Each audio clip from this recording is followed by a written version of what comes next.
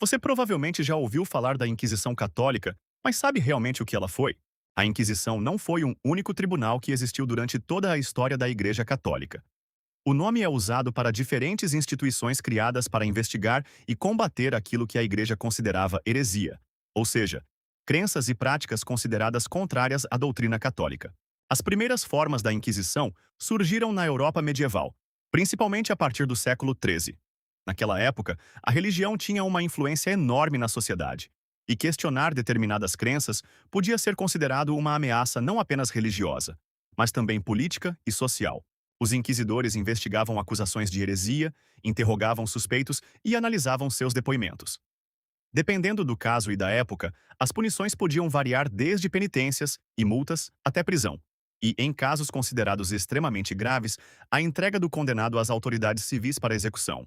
Com o passar dos séculos, surgiram diferentes tribunais inquisitoriais.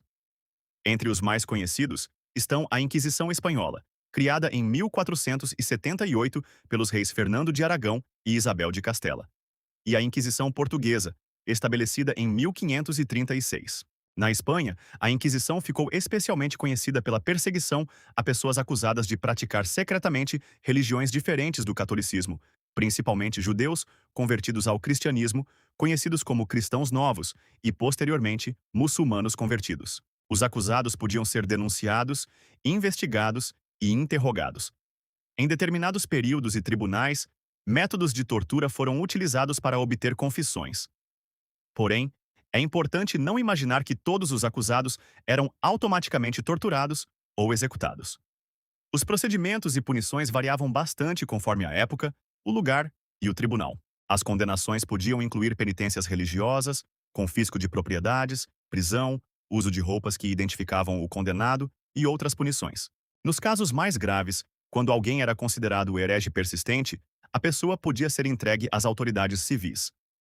A execução não era realizada diretamente pelo tribunal inquisitorial, mas a Inquisição podia condenar a pessoa e entregá-la ao poder secular para aplicar a pena. Mas existe uma coisa que muitas pessoas confundem. A Inquisição não durou apenas alguns anos e também não funcionou da mesma maneira em todos os lugares. Ao longo dos séculos, os tribunais foram sendo modificados e alguns desapareceram. Em Roma, por exemplo, surgiu em 1542 a instituição que ficou conhecida como Inquisição Romana, responsável por combater heresias e controlar determinadas ideias e publicações. Com o avanço do iluminismo, das ideias de liberdade religiosa e da separação entre igreja e Estado, a influência desses tribunais começou a diminuir. A Inquisição deixou um legado extremamente controverso. Para alguns historiadores, ela precisa ser entendida dentro do contexto político e religioso de sua época. Para outros, sua perseguição à liberdade religiosa e o uso de métodos coercitivos representam alguns dos episódios mais sombrios da história europeia. E talvez a maior lição dessa história seja justamente essa.